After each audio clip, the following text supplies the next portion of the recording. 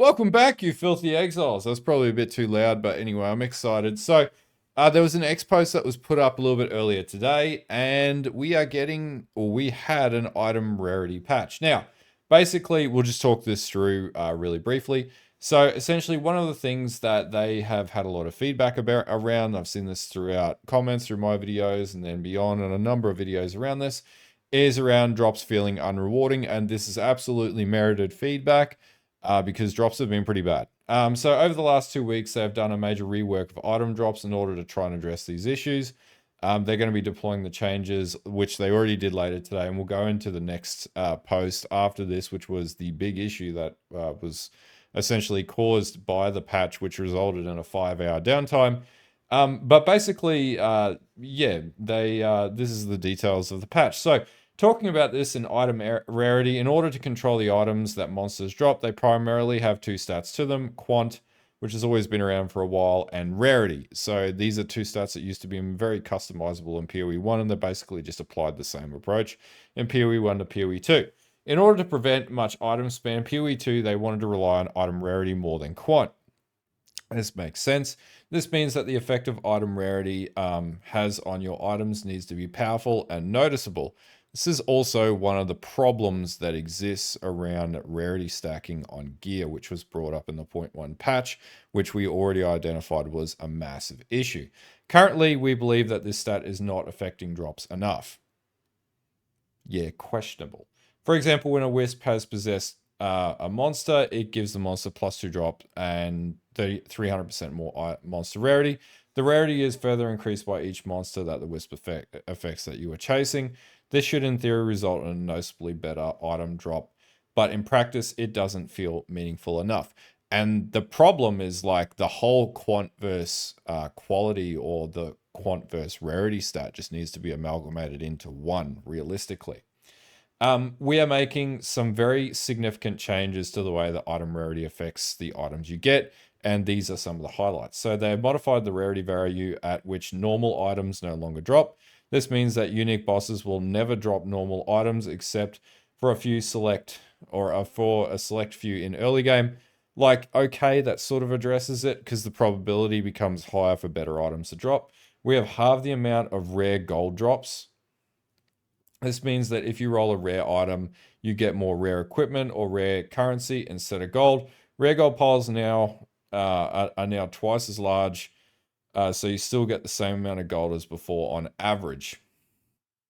This is one of the issues with adding gold into the game, I feel. This wasn't a big issue in PoE 1. It wasn't noticeable because gold just wasn't really a thing. I feel like gold drops should just be a totally separate system altogether from the standard drop pool, and they just make the drop pool system the same as PoE 1. Gold magic currency, quality currency, flasks, charms, and runes are much less likely to drop from monsters with high item rarity. These three changes generally result in about 20 to 30% more rare currency: Exile, Alch, Regal. Again, like, is that a good thing though? Like, sort of feels like a patchwork. So anyway, we'll just have to test it to see how it feels.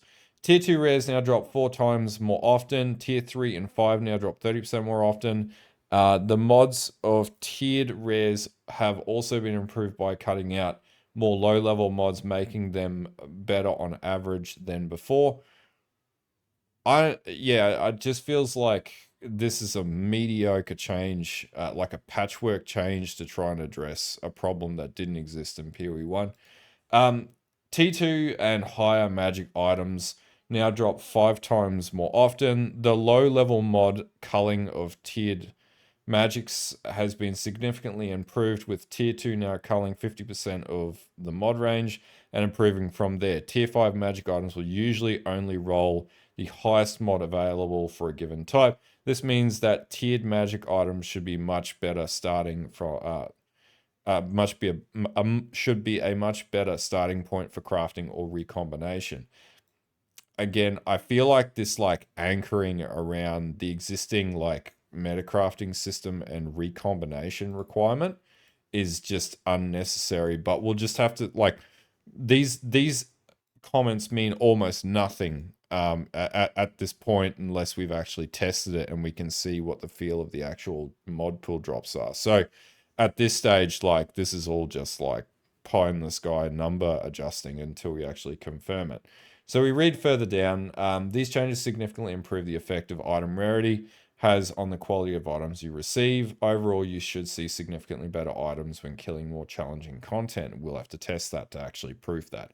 At this stage, like many things that are being said, you just have to sort of take it with a grain of salt, and you have to actually actively play the game to figure that out.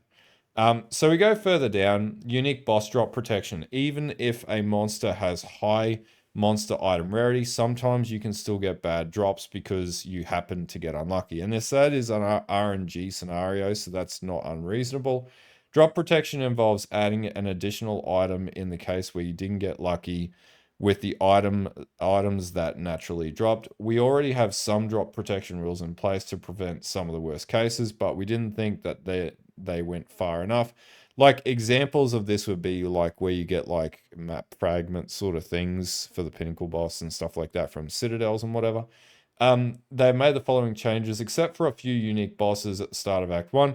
All unique bosses will always drop a rare item. Now, what's really interesting about this is that in the patch 4.1, when this was raised, they basically said they would always drop a unique item. So I'm confused as to why they walked back that change and didn't make any comments about that. Maybe they thought that chance orbs were too powerful of a currency to be able to get really good items. It's just a really weird position to anchor on. But anyway, in the campaign, you only get the guaranteed rare item that the first time you kill the boss. In maps, you always get it. Again, like, I don't know. I just don't think that this actually addresses the problem. But anyway, we'll see how this feels, right? We'll just have to test it. We're gonna keep an open mind and we'll test it. Asmarian Wisp. These were pretty lackluster, to be honest with you. Asmarian Wisp were a great example of content that wasn't feeling rewarding enough because item rarity was not having enough of an effect. Wisps now feel much better from those changes alone, but we also made the following changes. Rare monsters possessed by Asmarian Wisp now always drop a rare item. Fix the bug where the first wisp in the Grelwood didn't have any item rarity or quant stats, and we would never have even known that. That's just something that they would know. Rare and magic chests. We didn't feel that rare and magic chests were exciting enough to find. Also, because they have Atlas points for it, just doesn't make sense. But anyway, they just weren't that special. But anyway, here we go. So in order to fix this, we've made the following changes. Magic tests have drastically increased item rarity and quantity. Yeah, because we're on an RNG machine out of these things. And also guarantee at least a magic item. They are approximately as rewarding as a rare chest were before. Okay. Rare chests also have drastically increased item rarity and quant and guarantee at least a rare item. In cruel difficulty, chests get a further 50% more item rarity and quant, and 100% more in endgame, making them very powerful. We have changed the map mods that increase the chance of finding magic and rare chests to instead add a fixed number of magic. Is that good or bad? It will, again, we'll just have to find out. We did need to lower the chance of the spawning, and there it is. So, but you will still get a lot better items overall. This is especially true in endgame where number of rare magic chests were lowered substantially, but the major increases in results from these chests more than make up for that. Why do they need to keep reducing things? So the issue I have with this, and this is just like a consistent trend in trying to achieve some form of balance. I think cutting things and reducing things is how they achieve a balance. Why don't they just let it run and see what people feel? Like if it's too powerful, then you can wean it back a bit. But they're really scared to like take a risk and just let people have like just explicit endorphin level fun. And I just don't understand that position. Like I don't know why there needs to be a reduction to the spawning, because that it promotes what exactly? Like scarcity? Like I don't know. So they improve something, but then they gotta wind something else back to sort of wean it back, and then you just end up with the same end result, which is they spawn rarer, but you get better items, versus they spawn more, but you have to hit more to get a probability of a rarer drop. It's just really weird. But nonetheless, again, we just have to try it and see what happens. Strong boxes. Strong boxes as a baseline have been increased to be equivalent to the new balance for rare chests. Specifically, strong boxes have increased item quant and item rarity, guarantee a rare item, as well as getting a further 50% more item quant and item rarity in cruel and 100% more in endgame. Researchers box also have a higher chance to drop rare currency and magic currency, reduce the variance in the number of strong boxes dropped. They should more consistently drop a good number of items. And of course, strong boxes have mods that allow further increases rarity. These mods are adjusted down for the same reason. Again, why keep doing this? So they increase on one level and decrease on the other, and that just is a net neutral outcome. So like this is like a footnote scenario. So they increase all of this and then they shaft the mods. And there's no need to do that. So anyway, we'll see what happens. Again, like I'm skeptical of it. I just think like they're just anchored on this position of scarcity again. And every change here, there's a negative. And maybe the position they need to start thinking about is just give us stuff. Nothing wrong with that. Anyway, Trial of Sekma. This will be an interesting one. So regular bronze chests now have the same base balance as rare chests.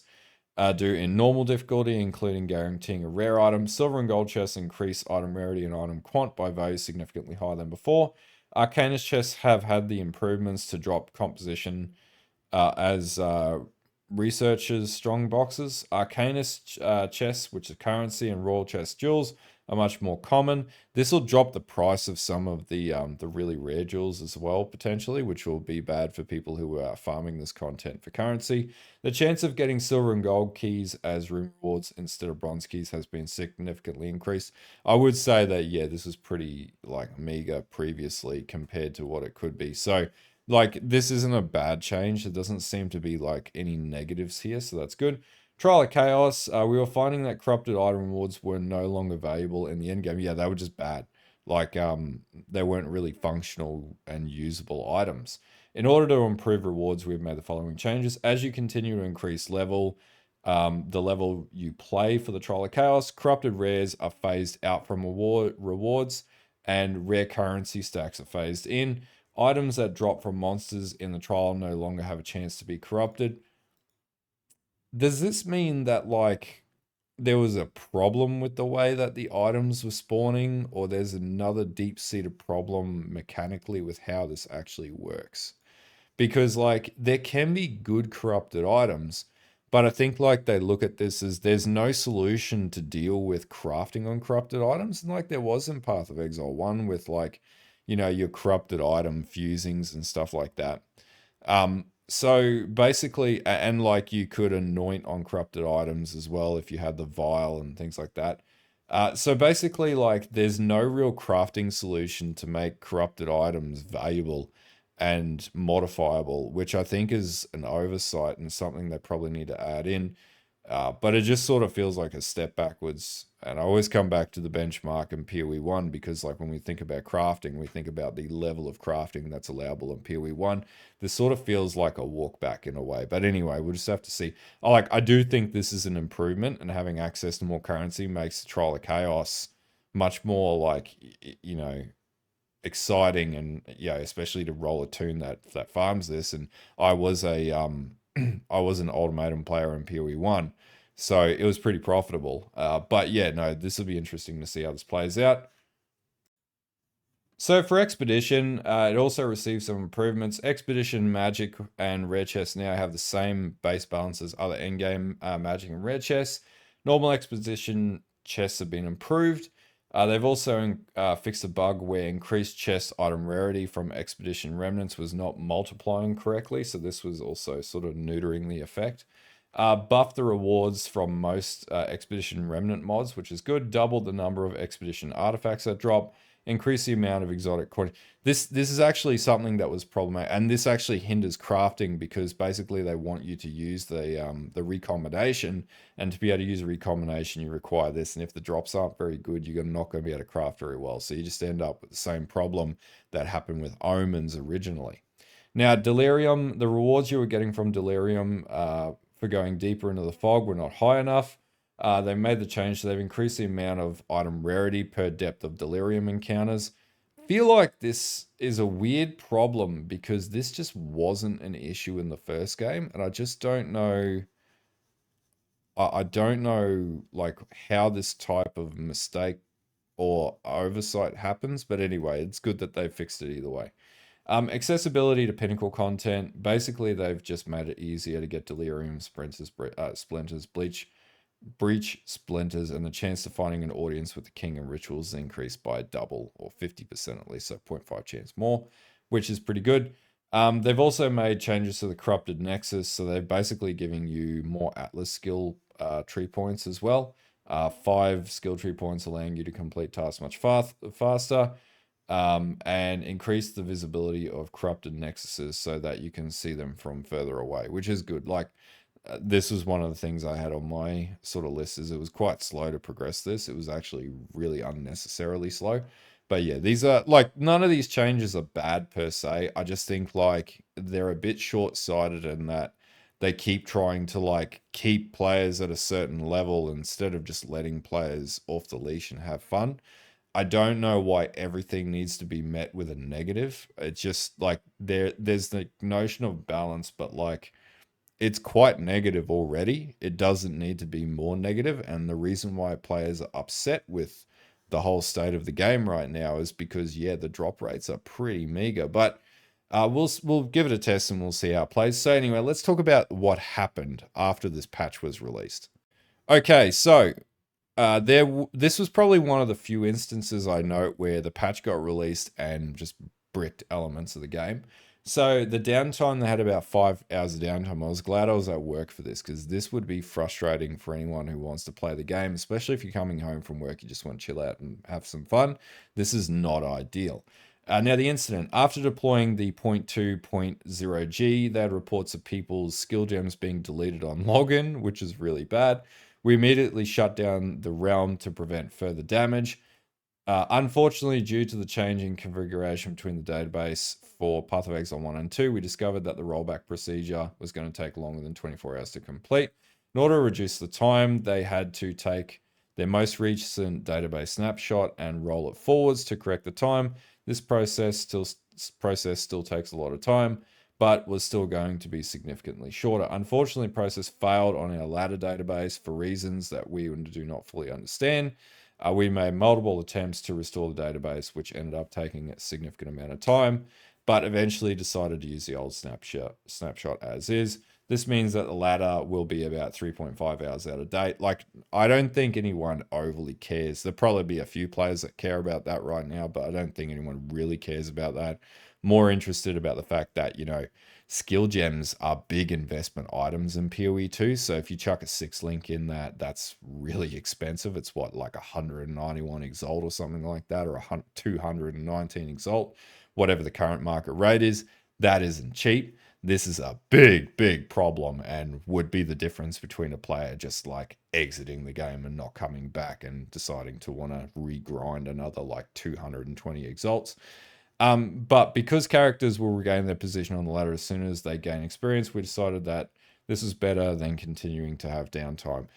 True, like the reputational damage that GGG is sort of suffering right now is already bad enough without something like this happening. So 24 hours of downtime would be a catastrophic loss in faith in the game. And I can't see that going down very well for the devs. So they've got a lot of issues. They've got issues for the cause. The initial reason that the skill gems were being deleted is due to an accidental change where a type ID that is stored in the database for a particular sport gem was modified. When any skill with the sport gem socketed into it was loaded, the item failed to load and the gem was deleted. There are multiple ways which this kind of problem is normally caught, but they all failed in this case. Normally IDs of this kind are marked as being unable to be changed, but this particular ID was not marked in such a way. This will be fixed going forwards. The next is that normally before deploying any significant patch, they run an item destruct test, which loads every item from the database to make sure that they are still valid. Unfortunately, since These take a long time to run. We usually really only run these for patches with new content and not for lettered patches, which are generally small. And this was quite a big patch. So yeah, got to give them a credit there. They'll be updating their policies on patches, and they need to have when they need to have to run this test moving forwards. The rollback process also effectively failed due to take an incredibly long amount of time. We will never change the database configuration back to make rollbacks faster. Oh, they will be changing the database configuration back to make rollbacks faster. It's interesting. In addition, they would like to improve their deployment process to have a ready to go copy of the database snapshotted from after the realm is shut down, but before deploying the next version. This change will take some time to implement, but should mean that they can roll back with more confidence in the future. It's a little weird. I don't think that they never really ran into massive issues in the previous game like this. So it's really interesting that this is an issue. This sort of like indicates that there's a bit of a skill drop off internally, and people who worked within the engine previously are just no longer there. I do note that obviously this incident is unacceptable and we would like to apologize for the inconvenience caused. This isn't an acceptable level of service. We've been making improvements in response to this incident and hopefully will not suffer such a long downtime again.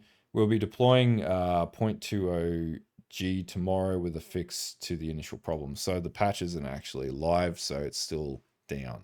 The game's up, but the patch isn't live. I feel like, considering the amount of time they spent on this and the number of devs they now have working for them, it's just really weird that they're running into this issues. I've been following patch notes and stuff like that from GGG for the last like 10 years plus, right? Probably actively on the channel for 7+ years, or around about 6 to 7 years. I've never seen anything like this happen with GGG, and it's indicating a bit of an issue with some of their internal quality control, I'd say, from their back-end management. Now, it could just be, for argument's sake, it's a newer system, but they also designed that system. And you would think if you had the devs that designed the system, they'd be able to foresee some of these issues and or be able to chime in and prevent them from happening. But it is interesting that it is happening. It is really what it is at the end of the day. Like, at the end of the day, shit happens. And it's a video game, so it's not life and death. So we should all just take it down a couple of notches with the frustration levels for anyone who is getting overly upset about this. But it is a little concerning, and I hope they do sort of work through this and figure this out a little bit better moving forwards. But it's just a really odd problem to have, or maybe PoE 2 is just that much more complicated than PoE 1, and we should expect these problems a little bit more. I don't know. It's really weird. This stuff hasn't happened in the past with GGG, and they have a pretty good track record, so something's definitely amiss. Anyway, that being said, if you didn't want to read through all this and this video helps you, don't forget to like and sub to the channel for more. I'll be working on a curation video in the next day or so. So yeah, we'll be doing that pretty much by Saturday. I think that video will be out. And it'll be another 5 builds that you can test out for the current 0.2 patch, and obviously a build update's on its way for my Poison Thorns build as well. But anyway, until next time, I'll see you guys later, and hopefully the patch comes out pretty clean tomorrow and we don't have any other issues and we can enjoy looting and destroying enemies throughout the game. Anyway, I'll see you guys then. Have a good one.